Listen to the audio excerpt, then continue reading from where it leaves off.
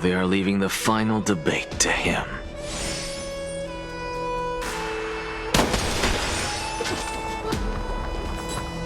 Let those Chrysos heirs who started this terrible war hear you. Let them hear the voices of the people!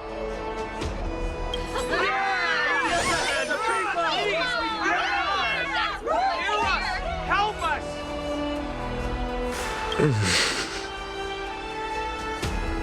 As always, that woman knows how to stir up a crowd.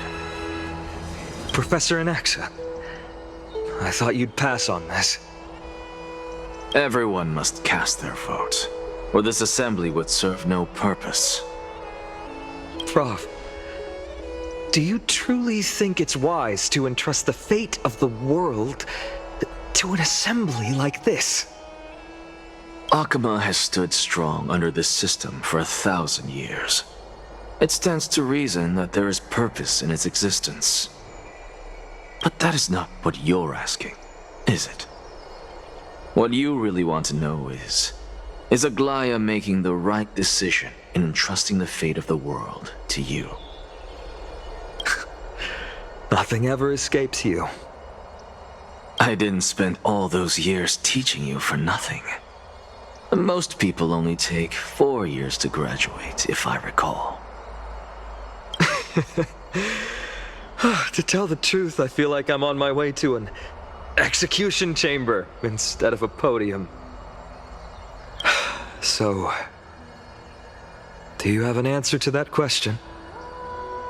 No, I don't. I thought so. Because that question is not yours to ask in the first place. Is Aglaya entrusting the world to you the right decision? Don't make me laugh. That is a question that woman must answer herself. Why are you fretting about this on her behalf? Or have you been seeing yourself as her pawn all this time? Listen up. I'll say this only once. Flip your perspective around and ask yourself this instead. What should I do to ensure that the world doesn't stray from the correct path? That is what you should be thinking about. You still have time, so give it some thought. Oh, and don't bother telling me the answer. Tell it to those begging for salvation from the gods. Got it.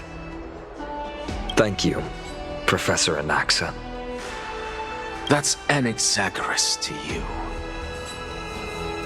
Who will you be voting for?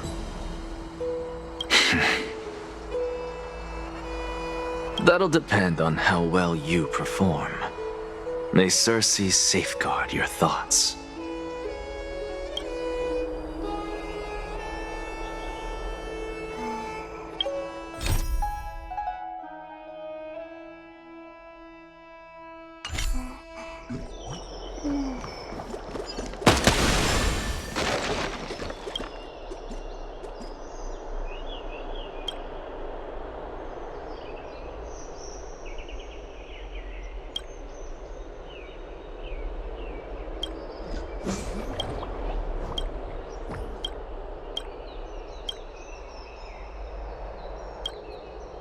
I actually don't necessarily mind things remaining the way they are. The way you say it.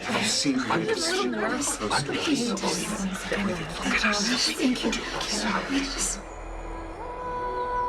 Elders and citizens, silence, if you please. As the Theoros, I present to you Phainon of Ides Elysiae, virtuous citizen of Akama, and the last speaker of the assembly. Much obliged, Lord Lycus. I remember him. He's the penniless lad working for Aglaya. Where's Lady Goldweaver? Why is she sending this guy to give the last speech? Is this really the end of the Flame Chase journey? Can this dude really face down kindness? Can this dude really face down kindness? I actually don't necessarily mind things remaining the way they are. Religious sake. By Kefali above, dear citizens of Akima, as you look upon me, so too do I see you.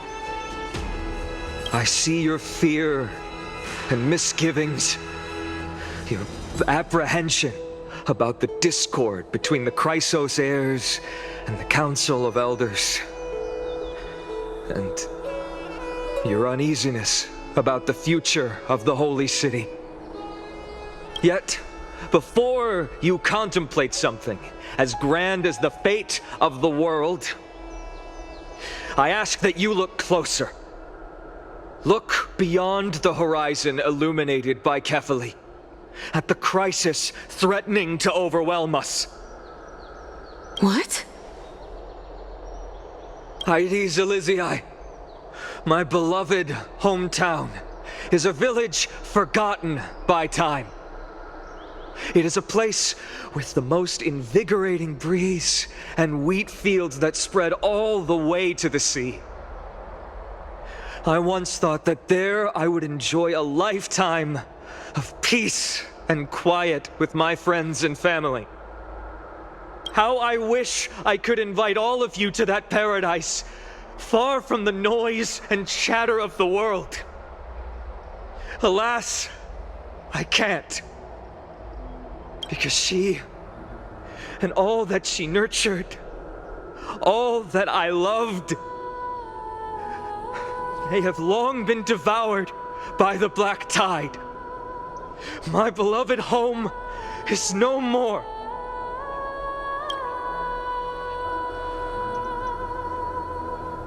I will never forget the day the black tide struck. My father, Hieronymus, fought with a broken sword to his last breath to protect his child. My mother, Aldada, she was ripped apart by monsters. Also, I might live to stand before you here and now. Galba, he was a hunter. But in the end, those arms that once drew a bow instead embraced Piso, his beloved son, as they both breathed their last. Pythias, the teacher, risked her life to save her students, but a burning beam fell on her, crushing her.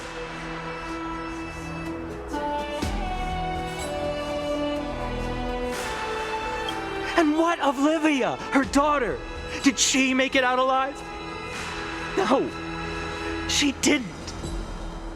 Livia, Piso, and so many other children. My childhood friends. They were all swallowed by the black tide and turned into monsters. They kept saying the same thing over and over. Even up until the final moment, I finally steeled my heart and granted them eternal peace with my sword. Why, Phainon? Aren't we the best of friends?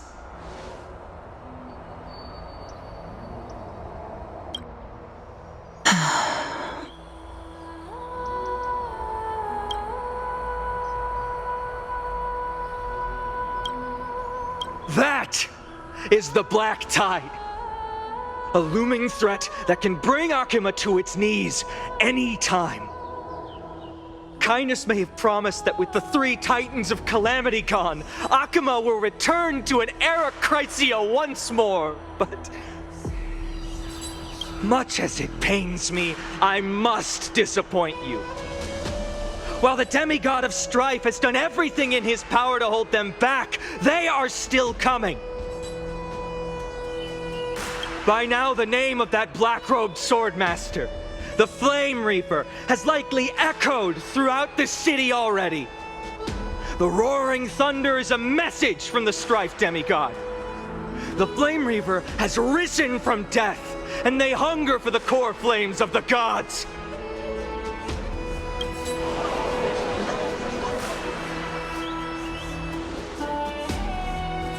Lies! If such a powerful enemy is indeed approaching, why is Akama still a picture of peace? Exactly! The city of Akama shows no signs of pandemonium or chaos. And why is that? I beg you, spare a moment to think about this. Are we able to stand here and hold this assembly in peace today because the danger has passed? No! This peace we enjoy is no gift of fate. We are able to stand here today only because the Chrysos heirs have stepped up and shielded Akama from calamity. With her golden threads, Aglaya has preserved and continues to preserve these idyllic days that all of you hold dear.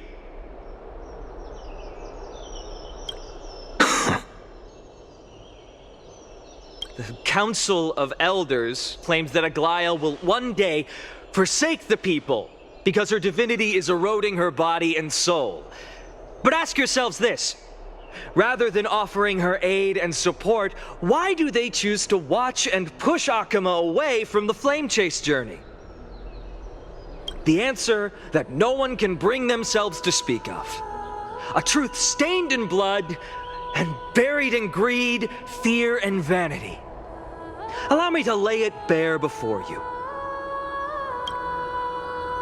It is because the Council of Elders, which bears Akima's history and honor, along with this citizens' assembly we once took so much pride in, are now infested with vermin.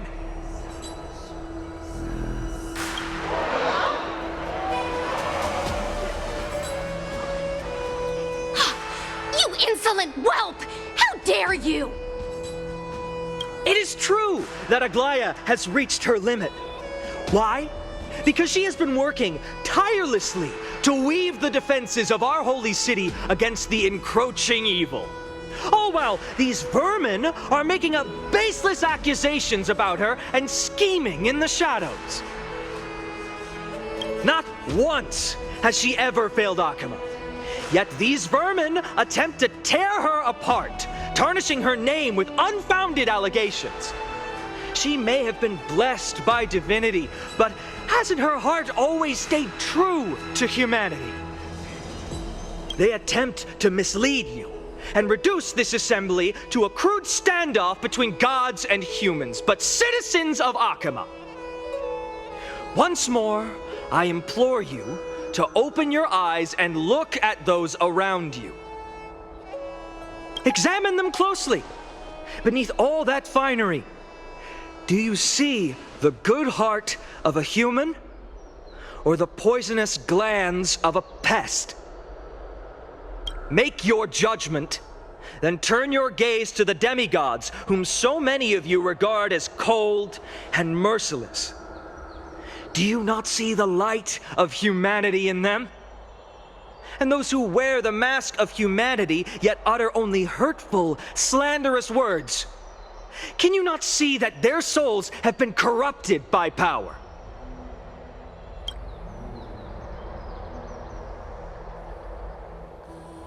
Yet, no matter what your answer is, and no matter who your vote goes to, rest assured that you have nothing to fear. For Aglaya, Tribios, and I will remain your faithful guardians and pledge our lives to upholding your decision. And this vow will stay true until the end of our days, where it will be passed on to future flame chasers. A steadfast and unwavering promise that shall endure through the ages. Absolutely right. The Chrysos heirs have only our best interests in mind. I still don't understand it. I will never believe our proceedings are always have to end. So...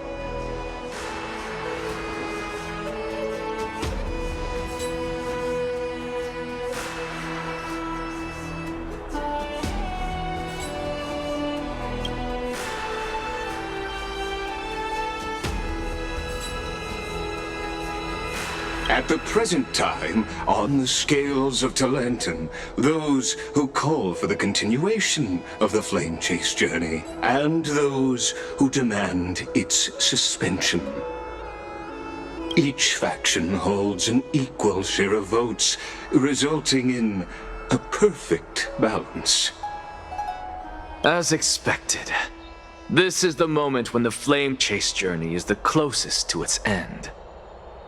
And now, it's your turn to vote, Lord Anaxagoras. Is there anyone else who hasn't voted? No, you're the last. Cast your vote with care, for your decision will break this impasse. I have long since made a decision. Very well. May you bring much needed change to this farcical world. The last vote. Who will he For vote kindness. for? The die is cast. I trust you haven't forgotten the world we've envisioned together. For kindness. Entrance. The die is cast. Talk about a grand entrance. Always the performer. Talk about a grand entrance. Who will he vote For kindness. The die is cast. Who will he vote for?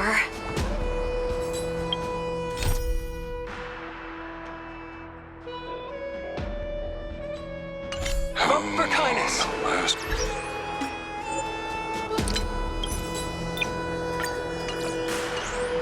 結果はもう決まっているよね。私たちが共に描いた未来を夢忘れないでくれ。なんて光景なのかしら。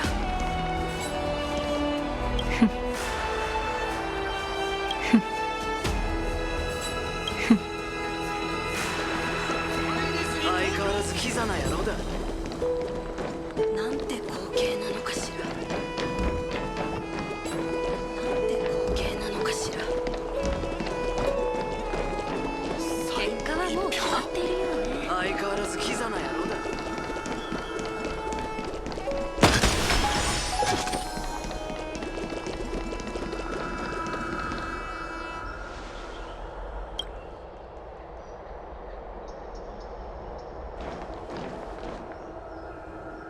よくできました、ファイノン。鋭い言葉で人々の感情をかきたてたのは、あのような状況において妙作と言えます。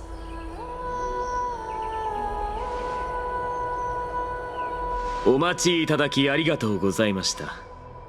このアナクサゴラス、真悟の呪帝の七賢人および全ての学者を代表して神聖な一票を投じましょう。だが公平を期すため、金織殿、皆さんの前であなたに質問させていただきます。教えていただけますか。ファイノンの言う通り、結果がどうあれ、この厳粛な民会の決定を守ってくれるのですね。公平を期すため、あなたの判断に影響するような約束は致しかねます。いいでしょう。誠実なご回答ありがとうございます。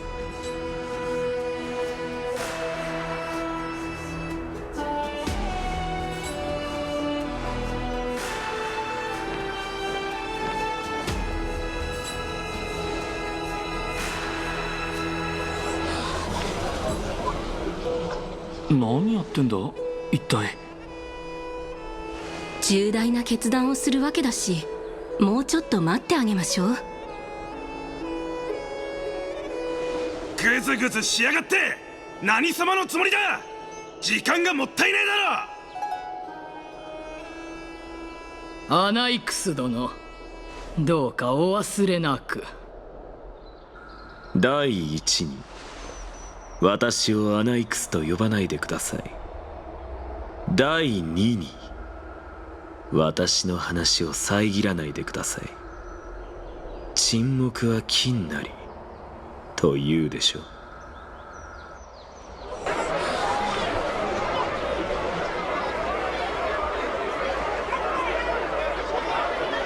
早く投票しろ。何のんきにやってんだ。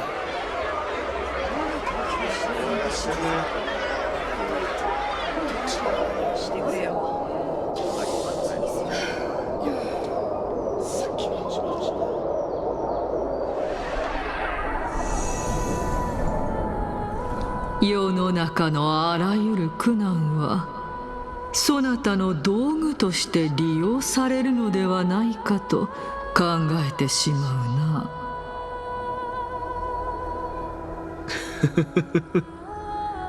体と魂が分離されたのはこうして使うためなのではないですか。我が師サーシスまたはカリプソ、最後まで付き合ってもらいますよ。さあ冥界へ。あなたの質問を、私の選択を、彼女がどんな風に完璧に証明してくれるのか見てみましょう。潮の音をたどれば、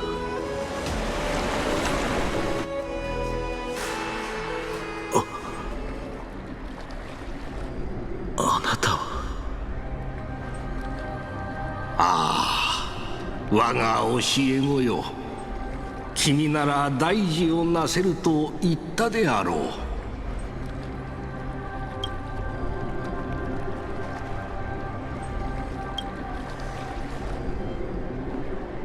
先生。運命とは不思議なものだ。礼拝学派は神を冒涜するものを生み出した。まるで小さなロバが母の乳を飲み干した後、そのまま蹴りを入れたかのようだ。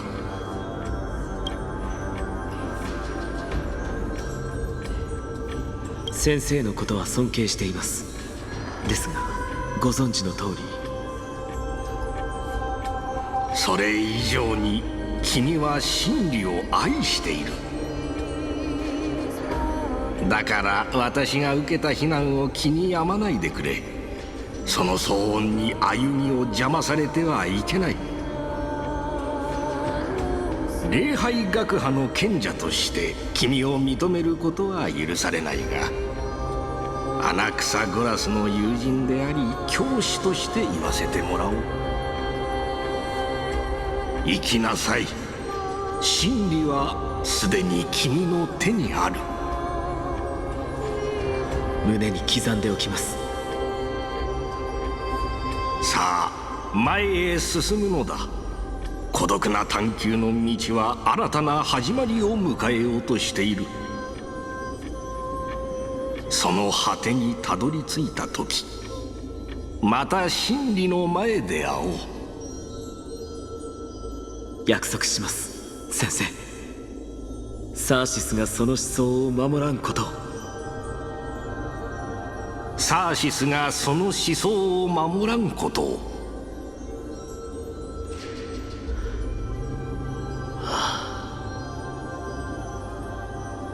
先生のおっしゃる通りです。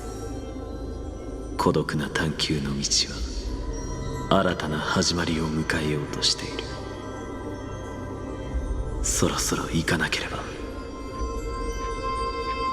真理の前でまたお会いしましょう、先生。何をためらってるのよ。さっさと投票したらどう？静かに。サーシス、見てください。今この瞬間、私は世界の中心で最後の証明を書き記します。真理まであと一歩。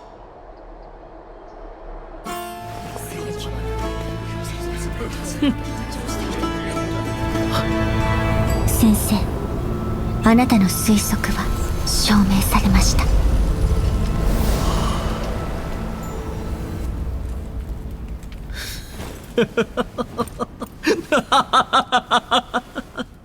感謝します、キャストリス。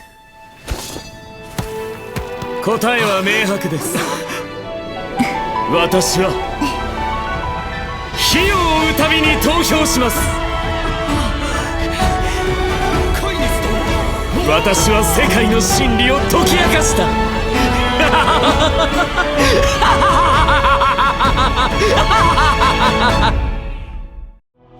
天秤が傾き、結果が明らかになりましたね。ケファレとタレンタムの名において、そして神霊の慣習の名において、私は見ました。いや、ライコス、待て。アナイクス殿、どういうつもりだ。正気か。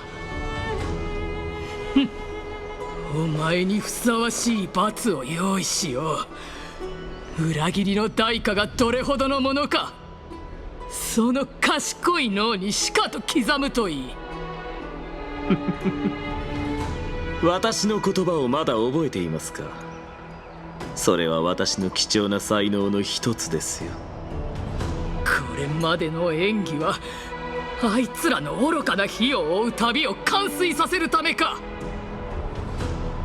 演技？いいえ、たとえ疑り深くとも私の誠実さは広く知られているところでしょう。カイニス殿、どうやら誤解されているようです。あなたは私のことをよく知らないだけ。あなたたちの哀れな政治ごっこには何の興味もありません。陣営だの立場だの、どれも笑い草でしかない。私の選択は一度たりとも変わってこなかった。私こそが唯一の真理なのです。カイニス殿、民が見ております。我々は民主主義の精神を貫き、民会の結果を尊重すべきでしょう。私は見ました。オクヘイマがその運命を選んだことを。民会は火を追う旅を支持します。この決議案は全ての市民にオクヘイマの前途を示すべく英雄の壁に掲示させていただきます。お前、どうやらまだ満足していない人がいるようですね。それでは私が民会にもう一つ花を添えて差し上げましょう。よろしいでしょうか、ライコス殿。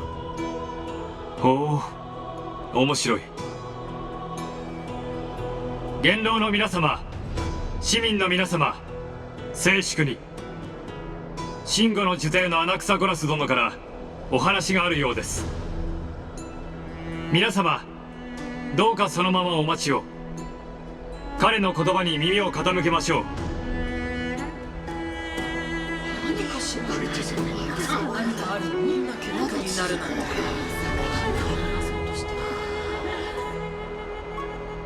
皆さん、先ほどあなたたちは自らの手でオンパロスの運命を決しました。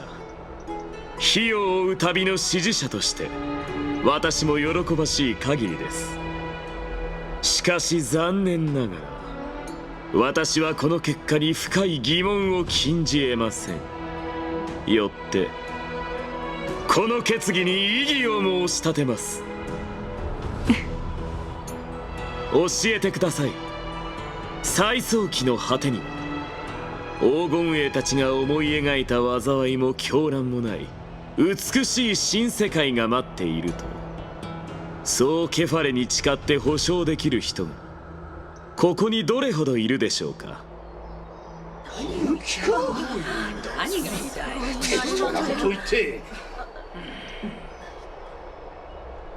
手を挙げる人はいないようですね。では指名しましょうか。さて、そこで沈黙しているあなた、あなたはこの場にいる全員に誓えますか？それはできないのですね。それでは次。そう、間の抜けた顔をしているあなたです。あなたはタイタンに誓って保証できますか？何言ってるんだよ。役に立ちませんね。では得意げになっているあなた、あなたなら火を追う旅が最善の選択だと保証できますか？お前、俺をバカにしてんのか？保証できないのですね。わかりました。ではファイノン、演説をした当人にも聞かせてもらいましょう。どれくらい確信を持っているのですか？アナイクス先生、一体何を？このまま彼の劇を続けさせましょう。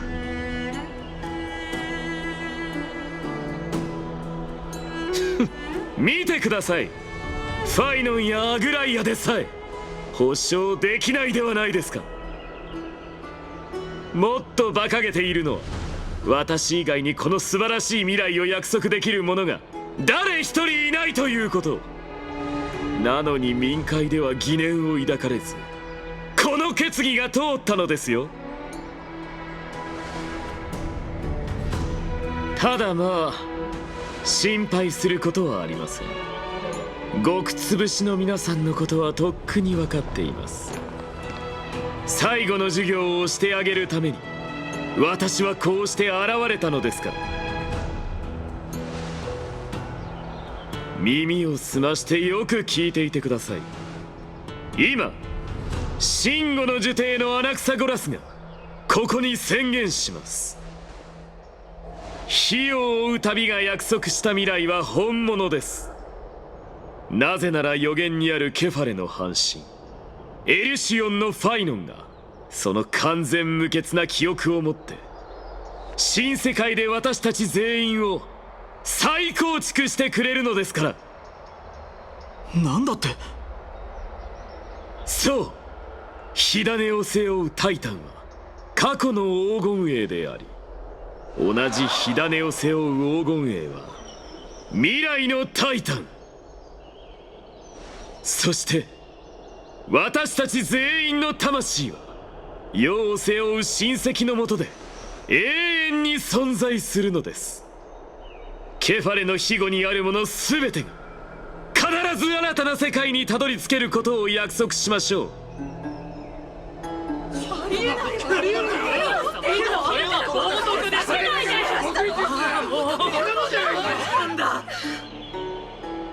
なんだと？生まれ変わってもお前らにひざまずけというのか？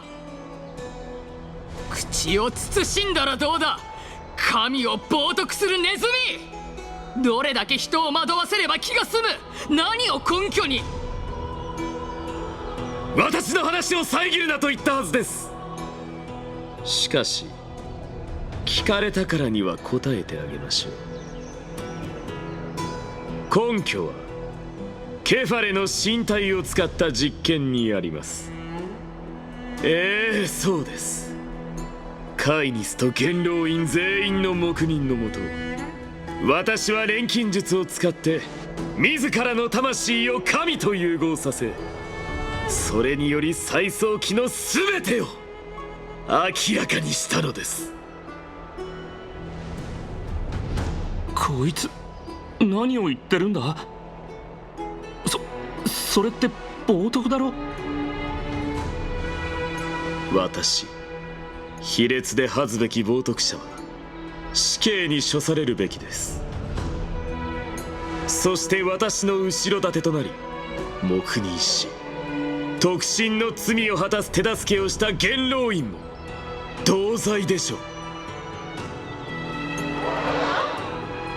そんな、カイニスもオクヘイマを裏切ってたの？聞いてられない。ダメだ。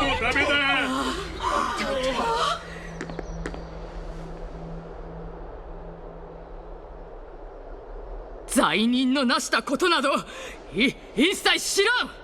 その罪は元老院とは無関係だ。ライコス、貴殿は尊き神霊の慣習でありながら元老院が汚名を着せられるのを黙って見ているつもりか。もし汚職が事実であれば潔く認めるべきです。ですがそうでなければ心配する必要はありません。カイニス殿、元老院への信頼は一夜にして築かれたものではない。つまり一夜にして崩れるものでもありません。民を愚弄した者は必ず報いを受け、誓いを破った者は必ず滑稽に処される。この美しい都市国家とその民を尊重すべきかと。お前、金織のアグライア殿、タレンタムの公平とケファレの正義をもって判決を下すことを願います。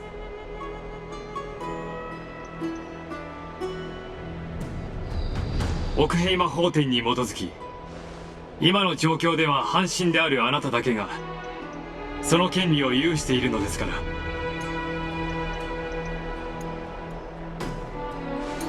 光栄です。神の強度がしている。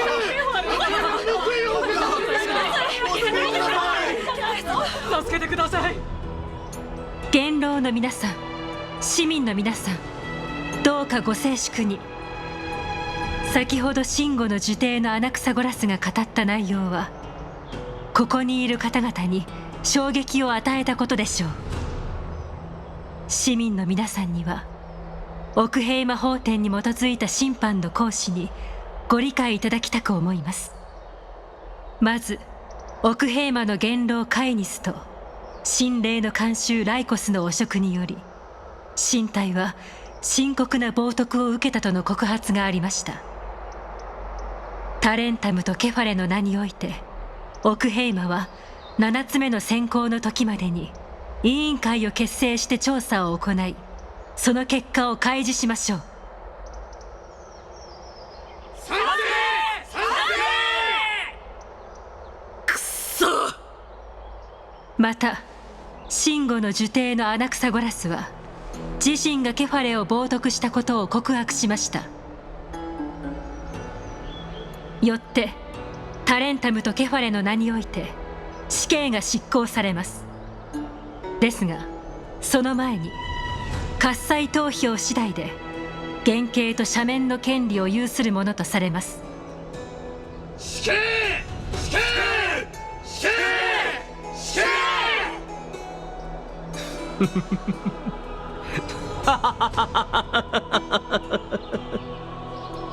先生。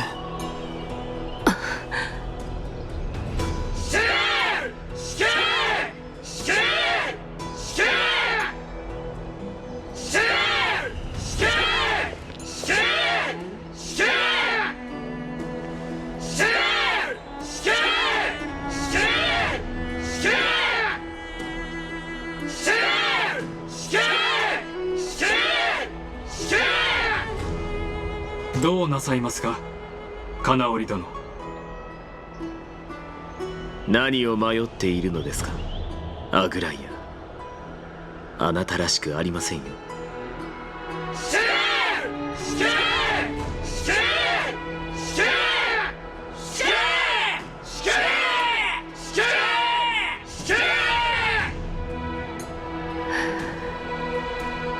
それでは満場一致により、タレンタムよ、この者に死の運命をもたらしてください。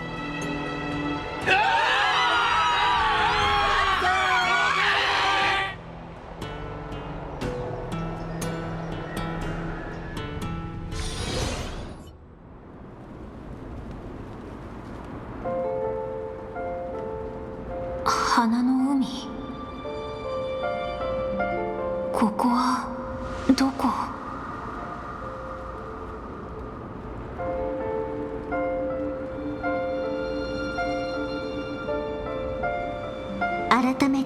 自己紹介をしましょう。人間界ではキャストリスという名でしたが、今は死の半身であり、タナトスの生の一面を担っています。西風の果て、私の冥界へようこそ。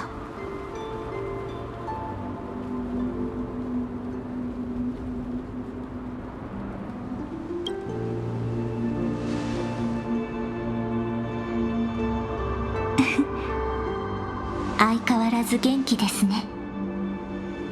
知っていますか？この花の海にある一輪一輪の戦花はタナトスが植えたものなんです。成長することも枯れることもありませんでしたが、ステュクスがもたらした最初の雨によって神聖を経て、無数の魂と共に育つことができました。死の主である私は、この穏やかな世界でこの子たちが芽吹けるように世話をしなければなりません。俗世に生と死の秩序があるように、この花たちも命の果てを迎えると枯れて散り、土に染み込み、水蒸気や海潮に乗って空へ昇って、やがて小さな雨となり、大地へと降り注ぎます。同じ魂であっても異なる姿で輪廻し、世界の果てに至るまで繰り返す。しかし残念ながら、オンパロスはもう次の花が咲くまで待つことができません。世の亡霊をここに導いてきた死は、今や私の指先に絡まるさざ波となりました。ですが今、私は冥界の扉を開け、あなたを聖者の世界へと返します。その代わり、皆さんのこれまでの努力が水泡に帰さぬよう、死の火種を持ち帰り、火を追う旅を完遂させてください。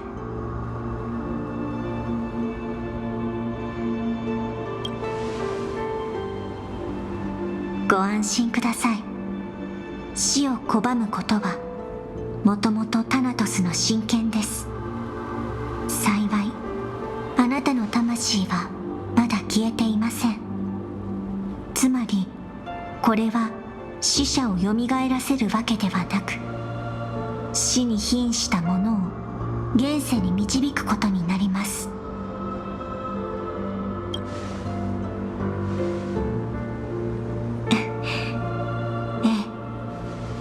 他の半身と同じように、私はここで自分の運命を抱擁します。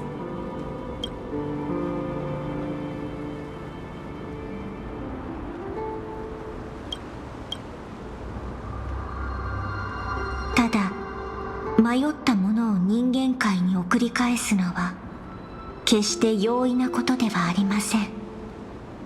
死のささやきは甘美で穏やかなものですから、意志が強くなければきっと冥府の手によって縛られてしまうでしょう。今回のことは特例だと思ってください。全力を尽くします。火を追う旅のために、そしてこの生涯で唯一救える命のために。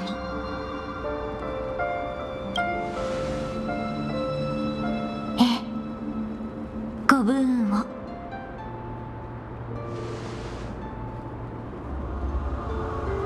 ちこっち。振り返らず前へ進め。行きなさい。列車はいつもあんたのそばにいるわ。信じているぞ。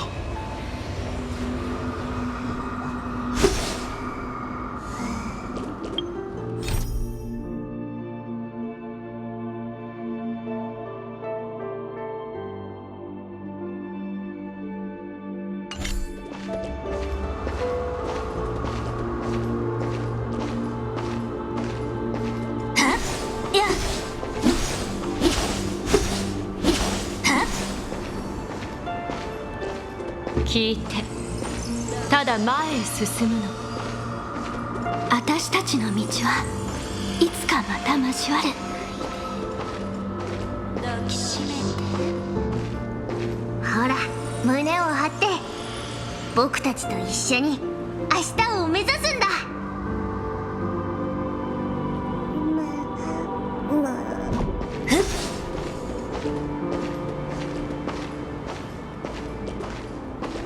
そう、朝日が昇る方へと向かうのです。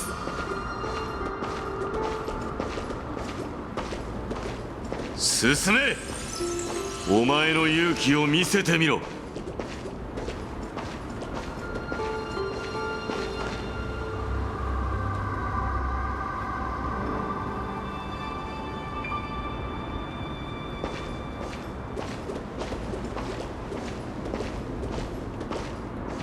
相棒、僕と一緒に英雄になろう。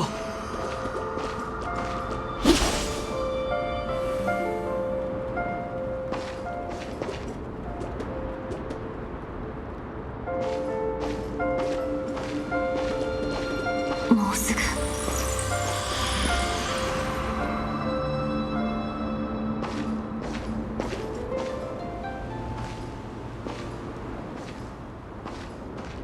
やっと。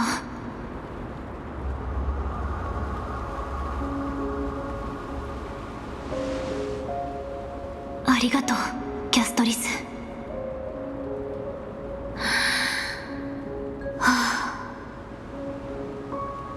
ここまで来れば大丈夫だよね。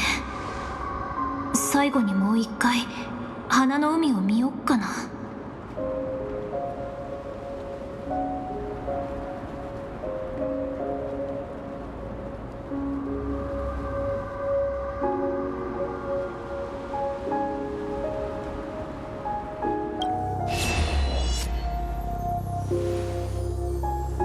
恐れることはない。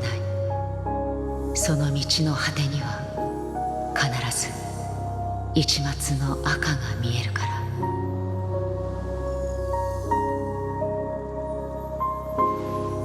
それを追いかければおのずと進むべき道がわかる。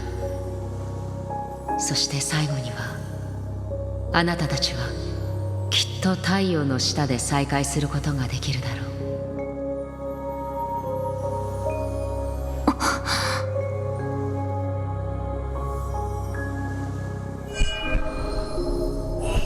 これはあの影と声は一体。それはあなたが生きてきた証よ。あなたの魂、記憶、歩んできた道、そして帰るべき場所の方角だから、歩みを止めずに前へ進んで。あの子の犠牲とあなたが経験してきた全てを無駄にしないで。こっちよ。私の手に捕まって一緒にお家に帰りましょ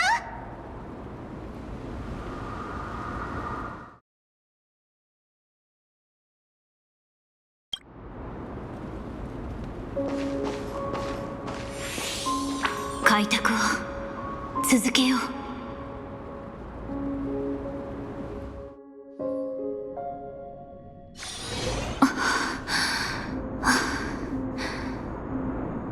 戻ってきた。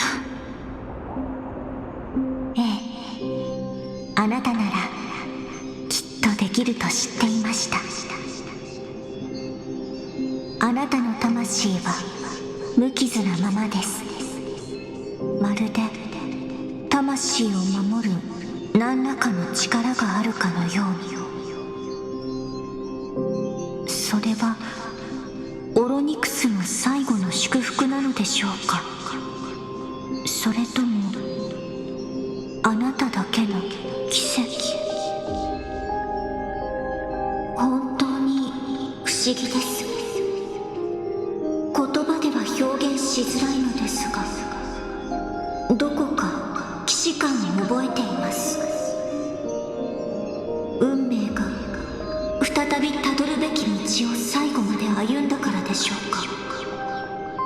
あるいはあなたのよく知っている天外の世界の法則が私たちの運命をとうに交錯させていたのかもしれません。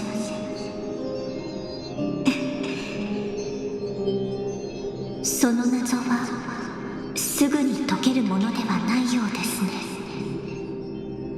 半身になるのはとても不思議な感覚です。まるで魂の奥深くにステュクスが静かに流れ、呼吸するたびにそれが万物を育む温かな細雨になっていくかのような。あの予言をまだ覚えていますか？花の海の果てで聖者の魂が汝の指先を温め、そして法要の後永遠の別れが訪れるだろう。私はその予言に自分なりの解釈を追記する。そのために全力を尽くすとあなたに約束しました。こうして半身となり運命の終着点にたどり着いた今、私もようやく最も美しい姿で最後の句点を打つことができるのです。ずっと叶わなかった願いをついに叶えることができました。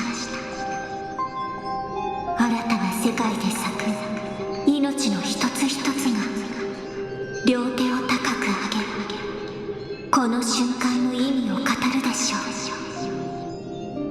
私たちが触れ合い抱擁を交わすことはもう冷たい剥奪などではなく、暖かな太陽でこの大地に愛をまくものになるのですから。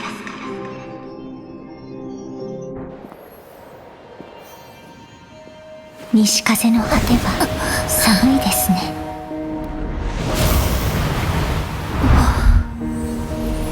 最後にもう一度あなたのぬくもりを借りても、願いを叶えてくれてありがとうございます。私は人々の言う悲哀の地に向かいます。ですが私はこの心の鼓動とあなたからもらったぬくもりで冥界を慈愛に満ちた魂の帰る場所に変えます。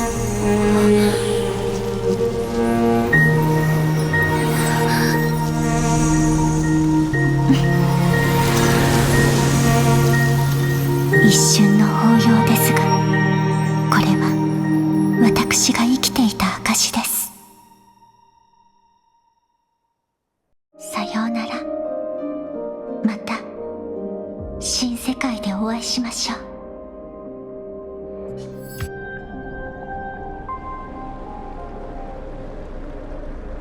先ほどの滑稽な一幕こそあなたが生涯追い求めてきたものだったのですか？ええ、全てを捨てたのは今日こうして真理をつかむ瞬間のためです。それよりあなたの行動は実に想像通りでした。権威の隙を見つけた途端、ためらいもなく噛みつくとは、まるで腐肉にたかるハエのようですか？そこまでは言いませんよ。しかしあの最後の言葉、あなたはもう知っているのですね。ファイノンとの計画を。片目を失ってはいますが、視野は誰よりも広いので、もうじき人間性が尽きるあなたは歩く屍のような私とそう変わらないでしょう。ええ、数千年も燃え続けてきたことで私はもう灰も同然ですから。最後の敵エーグルに匹敵するほどの炎を出せるのはファイノンしかいません。どうやらこれが最後の機会のようです。お互い腹を割って話してみませんか。あなたの火種と共鳴させてもらっても。どうぞ。まさかこれほどまでに魂が薄くなっているとは。あなたの狂気は相当なもののようだ。そうしなければならない理由があるのです。あなただってそうでしょ。やり残したことのため死んだ体を引きずってきたのですから。ファイノンが予言にある指導者になるまで私は火を追う旅を続けさせ皆を導かなければなりません。たとえただの抜け殻であってもあと数歩しか進めないとしても。うすうす感づいてはいましたが、まさかここまで失っているとは思いませんでした。なんとも皮肉なものです。もっと早くこのように話し合っていたら多くの誤解を避けられていたかもしれません。しかし理念の違いはあれど、この件に関しては私もあなたと同じ考えです。ファイノンのことですね。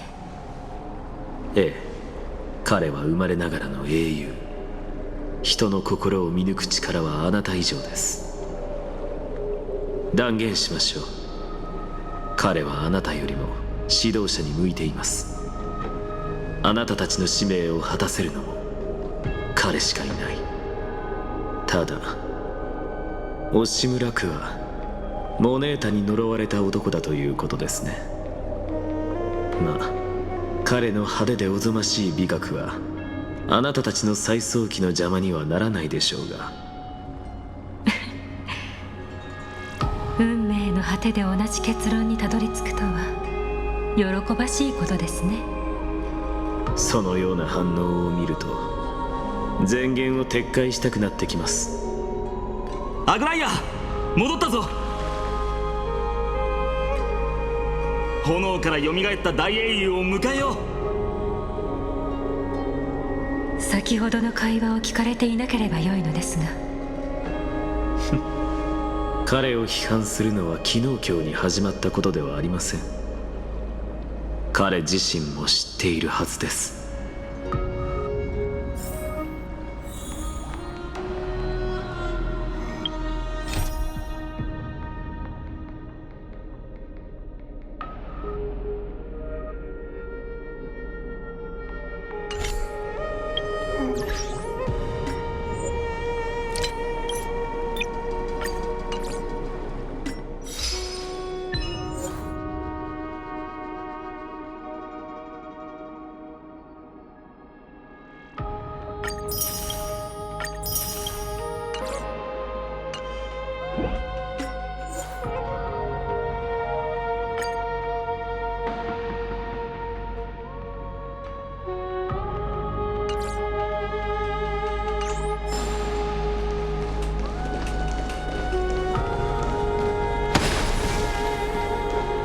I'm gladdened by your triumphant return.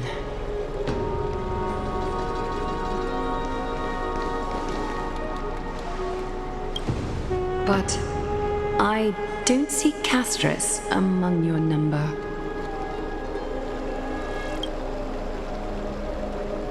It looks like she not only helped me prove my theory, but helped you fulfill your mission as well.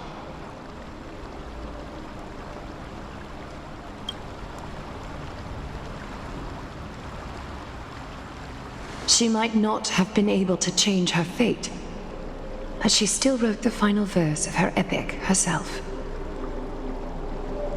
Dreamin, please recite the prophecy for us. Trailblazer, please surrender that scalding Coreflame for us as well. You are the only life she ever saved by her own hand in her 1,000 years on this earth. I believe no one is more qualified for this noble task.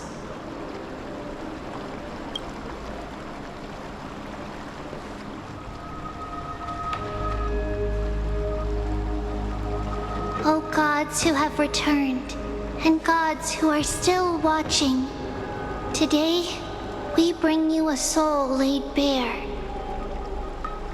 The Hand of Shadow, Thanatos, remembered their name from the past. From daylight they came, and to their fragrant dwelling they return, to walk now among your ranks. And there was one who joined hands with the Titan, a traveler risen from the dead, and reborn among mortal kind. She is the everlasting night, and shall now proclaim in her good name, O Majesty of the 12 Titans, pillars of the world. We seek your divinity to mend the rifts of the world. Fill our bodies with blood of gold till we wither in willing service to the prophecy. Step forward, trailblazer from beyond the sky, and together with us, surrender the Coreflame and carve their star into the sky.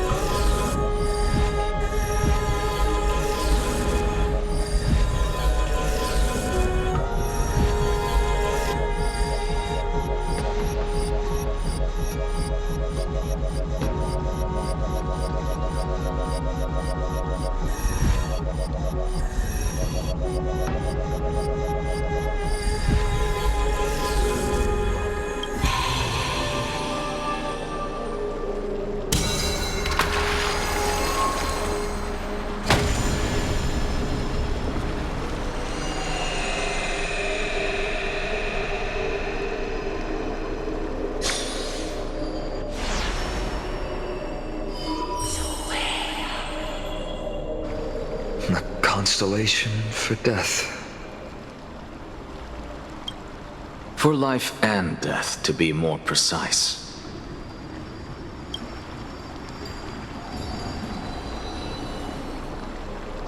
Look, it's...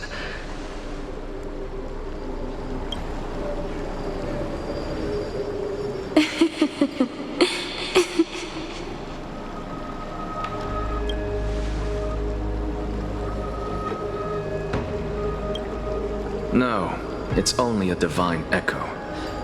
I think she's here for the trial.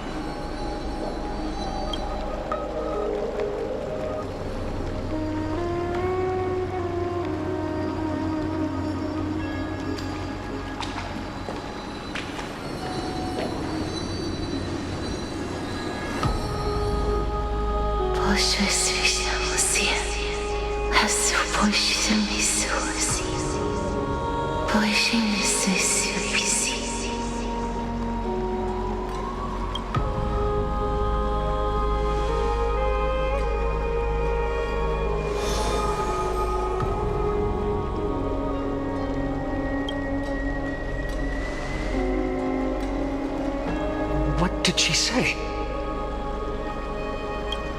That's the language of the Titans. Castorice... No. The Titan. They said... I have illuminated the cold shadow of death. Onwards. For your path to the future is bright and its flame eternal.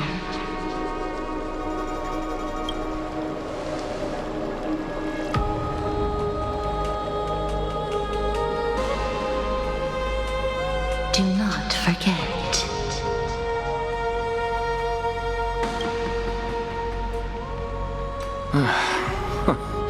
She made quite a scene. I suppose it's my turn now. I won't stop you. Professor, you... What's with that look? You were present. So, let's get this execution over with. We wouldn't want to bring shame to Akima's divine laws or keep me from creating a new world. You never change, do you, Professor? I don't understand. If your theory is correct, you'll lose all memories of your past life once you become a Titan. So what's the point of becoming a god? Of course there's a point. Even if I forget who I am, I'll still have my brilliant mind. It goes without saying, I'll find a way to retrieve memories of my past life. Besides, I still have you, don't I? I still don't really understand what you said during the assembly. Even if it were true, things reforged from memory could never be the same as the original anyway. Then allow me to tell you right now that you're wrong. What exactly are we? My answer is that the Chrysos heirs are the future Titans and vice versa. Of course, this answer only applies to us. So, what are we when it comes to regular mortals? The very essence of the world, our souls, are tiny invisible seeds that hold records of each person's memories of the world. And we are the buds that sprout from these seeds to grow into great trees. Is that what new sporism means? Correct. Once our physical bodies are born, we become new extensions of the world. From there, we plant our seeds into someone's memories and then scatter them into the hearts of countless people in the future. Just as seeds are affected by their environment, so too will our appearances differ across memories. But the partial memories we carry will always be the same, because that is just how the world is. To destroy our very existence, one must destroy the world itself. But we have someone who will still live on with his perfect memory. That person is you, child of Kefali. This is what it means to be the world-bearing Titan. So, carry everything of this world and live on. Don't disappoint those most precious to you. Don't disappoint Lady Goldweaver. And especially, don't bring dishonor to my theory.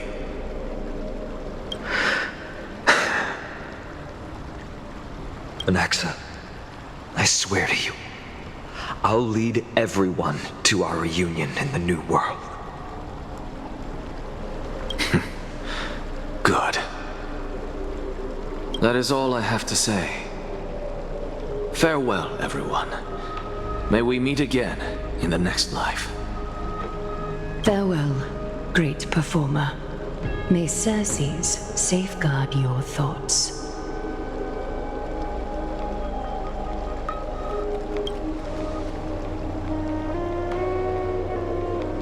Are you satisfied, Honorable Titan? Very. I hereby swear I have borne witness. Anaxagoras of the New Sporists and the Grove of Epiphany has successfully overcome the trial of reason. Thus, I shall confer upon you these words. You shall transcend the peaks of purity and return to corruption and hardship. Oh, so that's a god's prophecy. It sounds like you just rephrased my past, present, and future. Oh, Circes. Is that all you've got? Well, you've already transcended the peaks of purity, and you were never the type to give me any leeway. That is true. But I do still have one question. I knew it. What is it? Maybe we're thinking of the same thing. As you've so boldly stated, we and the world itself live on through the memories of others. If that is the case, whose memories did the very first new spore sprout from? How should I know?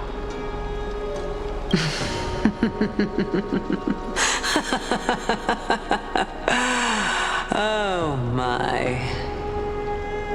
But, since we are both equally curious, we should allow the children of humanity who come after us to investigate in our stead.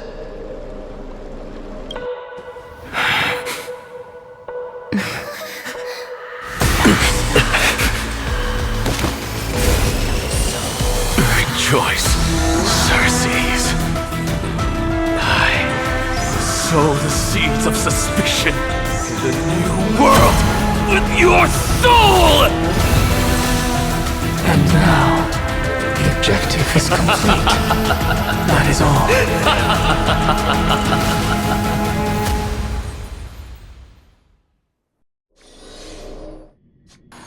Thankfully, she's still alive.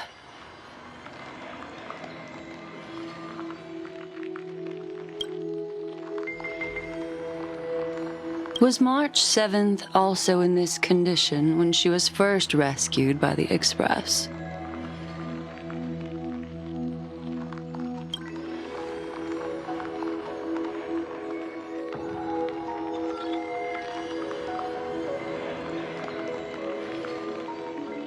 But she still woke up naturally. Looking on the bright side, that might happen this time as well.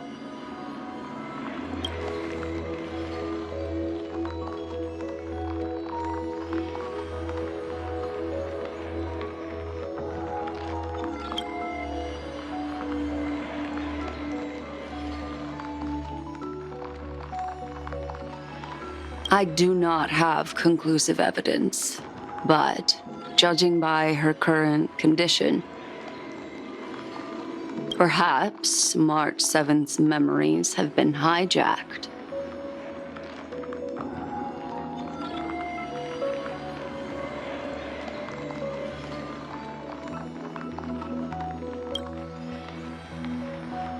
Think about it, Miss Himeko. What will happen when someone loses their ability to remember?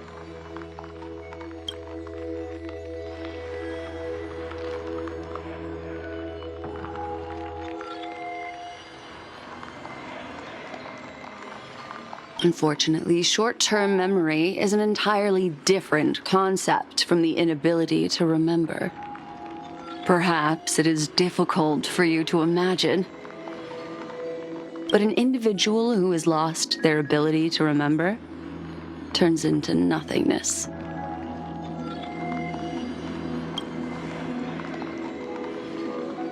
The belief of the Garden is that everything in this universe can be interpreted through memories. This is the driving force behind the continuance of this path. The past is made up of memoria, while the future is a possibility that will eventually be converted to memoria. But the present, it doesn't really exist, and it's only an abstract expression. Therefore, when a person is affected by the path and loses their ability to remember, their physical form will also be affected. These ice crystals are a manifestation of that.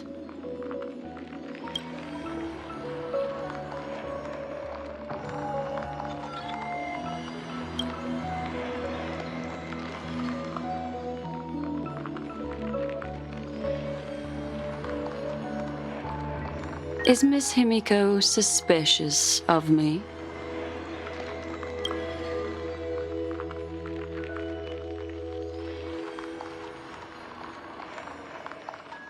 In other words, now is the time for me to prove my innocence. That's not a problem, of course. The true reason behind my intentions is that Amphoreus holds special significance. For some memo keepers of the garden with extremist views, it is a perfect example.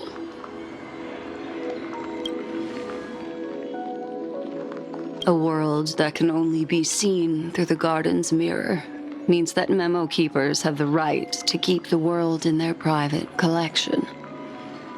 If those pathstriders of remembrance were to uncover the secrets of Amphoreus first, they might unleash their wild ambitions and remodel more worlds into a similar form.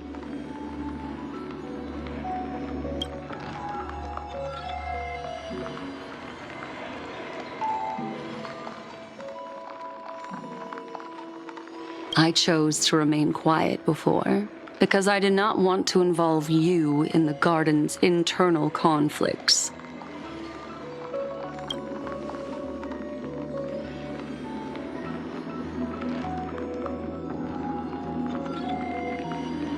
You can be even bolder with your guesses.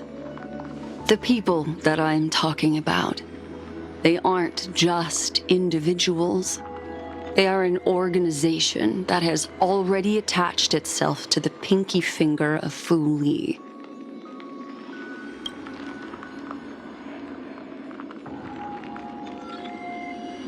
I cannot be certain, but at the very least, they are capable of doing so.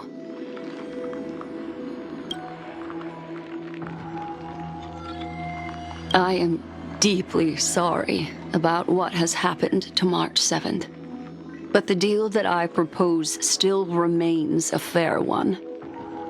Amphoreus is still an excellent destination, and investigating further might allow us to uncover the truth behind the accident.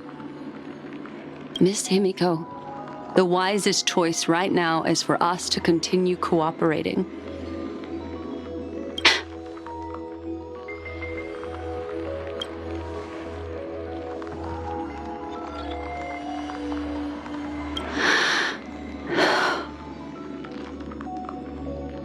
Let me take back a part of what I said just now, Miss Himeko.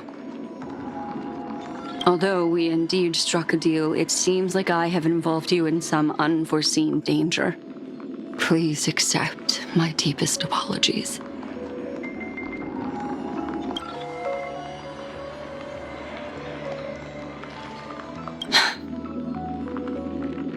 It's Fu Li. Their gaze has just swept across Amphoreus.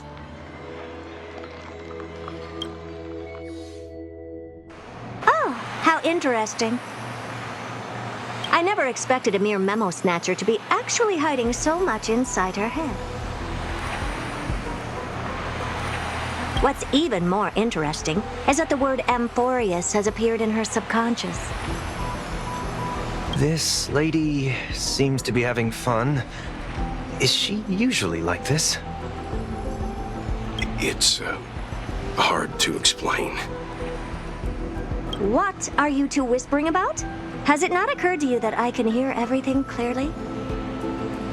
Oh, please pardon me, Madam Herta. Would you mind sharing with us what you've discovered? The ones who need help are the Astral Express. You will have to put up with my methods, even if they are rather unconventional. Let's get back to the topic. By using the fourth mirror, I rummaged through the brain of this memo snatcher and learned a good deal. Not only does this person know of Amphoreus, but there are also many memo keepers who are interested in the place.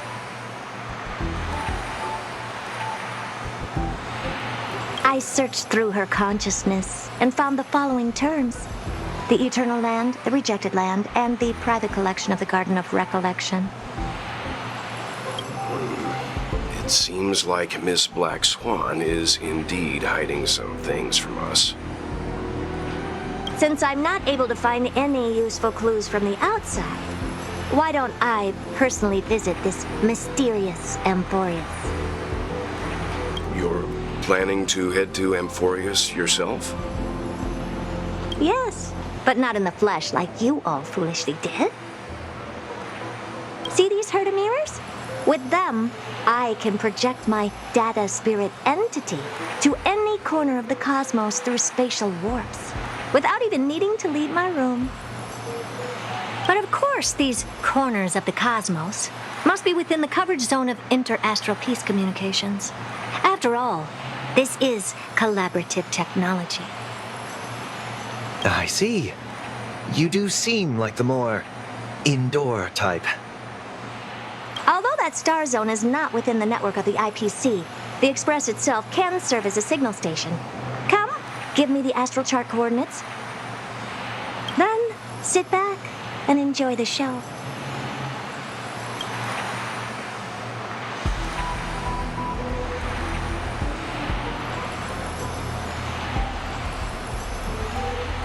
All right, now that everything is ready, mirrors, get to work.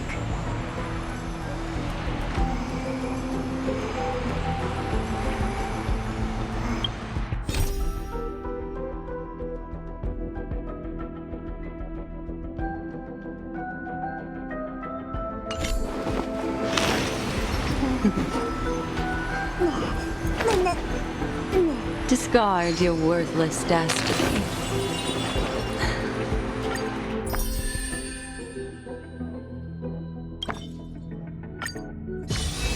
Wherever crowds gather, there is always an undercurrent beneath the surface.